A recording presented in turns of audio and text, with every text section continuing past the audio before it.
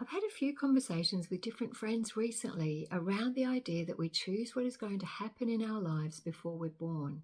I'm a strong believer in this idea. Not that we choose every little thing that is going to happen, we have free will after all, but the main experiences that we'd like to go through.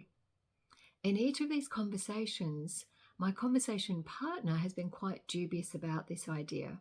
One even asked, if that's true, why don't we choose all nice things? And the answer to that is that while the nice things are, well, nice, they don't always help us to grow. It's the challenging things that really help us to grow. Having said that, there are many, many different ways to have a useful life and many different types of life purpose. Hi, my name is Hayley Jones. I grew up in a household where topics like reincarnation, astral travelling, remote viewing, and UFOs were discussed openly. And I love sharing ideas about these topics and the implications of an afterlife and a universe that has our back. Many lives seem to be a mix between serious challenges and some respite, with moments of love and joy peppered through them. It is also often the case that we face challenges in which we suffer to a lesser or greater degree because of incorrect perception of the situation, rather than through an external pre-chosen challenge. That is, we can choose a certain view of a situation that misses the overarching truth and make ourselves completely miserable when this really isn't necessary. If we can see the situation in a truer light, we would see that the challenging factors that we had thought were there are actually not. We had imagined them or assumed them. So let's look at an example. Say you have not heard from a friend for an unusually long time, a close friend whom you've known for many years. Let's look at 3 different ways of approaching this. Victoria finds herself in this situation with her friend Poppy. She stops and considers, realizing that such a good friend would not likely treat her this way without good reason. So she decides to reach out to Poppy, sending her a text message. She hears straight back from Poppy, who apologizes profusely, explaining that she's been through an unusually busy few months at work and has been so exhausted that she has simply not had enough energy to reach out to anyone. Life goes on for Poppy and Victoria. In another example, Heidi finds herself in this situation with her friend Melissa. Instead of stepping back and trusting the friendship and reaching out to Melissa, Heidi starts to catastrophize that Melissa has abandoned her and obviously doesn't want to be her friend anymore. She starts to feel really stressed and anxious, deciding that she must be a terrible person, and hides herself away from everyone to revel in her grief. A couple of friends reach out to her, but she can't bring herself to respond for fear they will see what a dreadful person she is. She suffers terribly. What we don't know from this situation is where Melissa's head was. She didn't reach out to Heidi either. She could have reacted the same way Heidi did, so both of them thought the other didn't like them anymore and didn't reach out. Or Melissa could, for some reason, have not wanted to continue the friendship with Heidi, but we don't know. Finally, we have Ruby, who has not heard from her close friend Bella for a couple of months, which is unusual because she usually hears from her at least every couple of weeks. She, like Victoria, trusts the depth of their friendship and sends Bella a text message, but still doesn't hear back. A few more weeks go by and she still hasn't heard from Bella, so she reaches out again. Still nothing. She happens to run into a mutual friend, Tamsin, a few days later and asks her if she has heard from Bella. Tamsin says that yes, she had lunch with Bella on the weekend and she was in great spirits. It's becoming clear to Ruby that Bella is deliberately ignoring her. She's upset for a day or two because she and Bella have known each other since they were teenagers and she thought they were close. She wonders what she could have done to repel Bella and what would her life look like without Bella in it.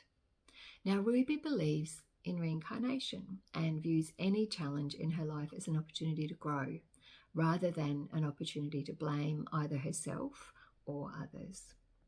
While she's sad that she has lost Bella's friendship, she understands that being attached to any particular outcome or situation is not useful for her soul's growth and in fact can be somewhat detrimental.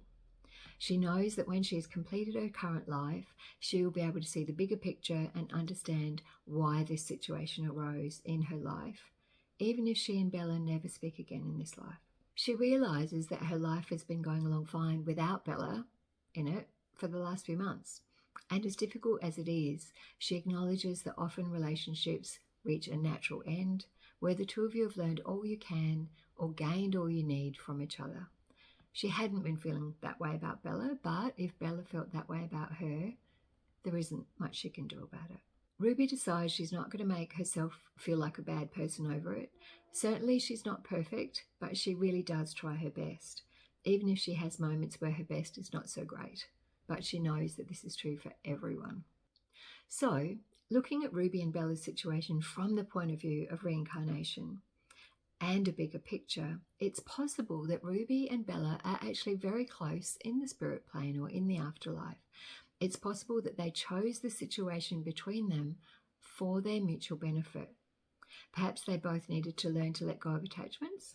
Perhaps they had agreed that the lessons they each needed to learn in their lives as Ruby and Bella included lessons where it was necessary for them to not be friends, or at least not in each other's lives after a time.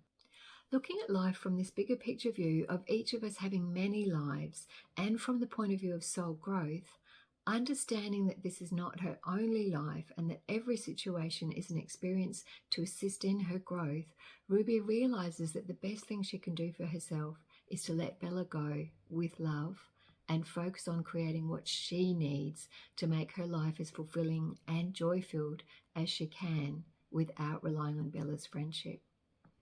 On the advice of a friend, she decides to make a small ritual for herself to say goodbye to the friendship with Bella. She sits in her favourite armchair and closes her eyes. She focuses on her heart and in her mind starts silently listing all of the things she can think of to be grateful in her life. So not just those things about Bella, but all of the things in her life that she can be grateful for. When her heart feels full of love and gratitude, she pictures Bella in her mind and imagines holding her in her heart. She sends love to her and silently wishes her happiness. She thanks her for their many years of friendship, feeling truly grateful for how their friendship has enriched her life. And then she says goodbye and lets her go.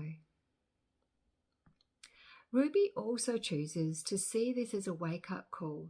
For the next few days, she decides to write in her journal about her life, where she is, what's going well, and what she feels is missing. She realizes she's relatively content, but nothing really new has happened for some time, so she decides that it's time to try something new, preferably something that could make her some new friends or give her renewed purpose. She decides to really challenge herself and join a local women's shed where she can learn to use power tools, something that she's never been shown how to use, and a skill that she knows could be useful around the house. Maybe she could fix that water-damaged kitchen cabinet. So notice that Heidi, Victoria and Ruby all found themselves in a similar situation, but each chose to deal with it in a different way, leading to quite different effects on their feelings of well-being. While I wouldn't like to say there is a right or wrong way to deal with any situation, different ways will almost certainly have different results. Victoria decided to trust the strength of her friendship with Poppy, and it turned out that this was well-founded. Poppy had simply been busy. Victoria really had no suffering in the situation because she chose to trust in the friendship, and it was revealed that this was simply a misunderstanding and there was nothing more to it. Ruby also decided to trust the strength of her friendship with Bella. When Ruby realized that Bella no longer wanted a friendship with her, rather than catastrophizing, deciding that she was a bad person and choosing to suffer, as Heidi had done, Ruby chose to see the bigger picture. She was able to step back and see that life was more than one friendship. She had other friends and plenty of things to be grateful for. She also understood that she could take steps to make changes in her life to fill any gaps she may have felt were there. Victoria's case was different from that of Ruby in that it was simply that her friend was busy and overwhelmed with life, not that she no longer wanted to be her friend.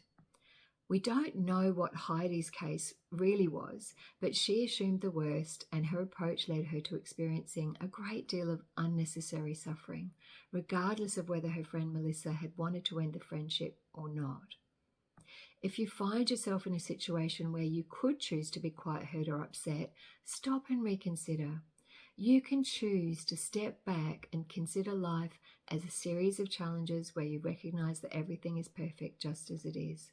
No matter what is happening in the physical world, you, the core of you, is fine. You are, in fact, indestructible. You are part of Source. You are lovable. You are loved. There is no need to hang on to anything in your life, people, things, or money. You are, after all, just passing through, playing a temporary part, and you will no doubt pass through many, many more times. That's not to say that when something happens that at first glance you wish hadn't happened, you should just say, I'm doing my best and that's all I can do, and be done with it. Self-reflection is always worthwhile. Actually, it's essential, but not for the purpose of beating yourself up. That would be counterproductive. That's what Heidi did. When something happens that gives you a bit of a shake, it's worth viewing such times as an opportunity to review different aspects of your life. Review how you feel. Have you been happy, tentative, numb?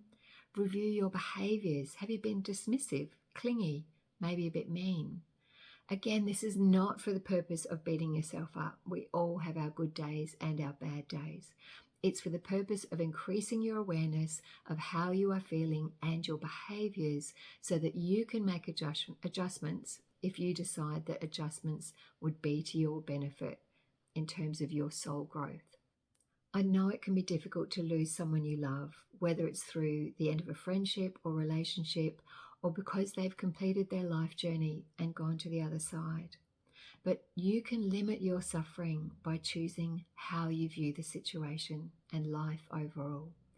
And remember that you are always loved and you always have someone watching over you, a loved one who has passed, a spirit guide or guardian angel, and most likely many at the same time. They will help you, but you need to ask and be open to their help. Again, not attached to any particular way of helping, trusting that however they help you is in your best interests. My name's Hayley Jones. Thanks for watching. You may want to check out one of my other videos next. Links on the screen and below. See you next time.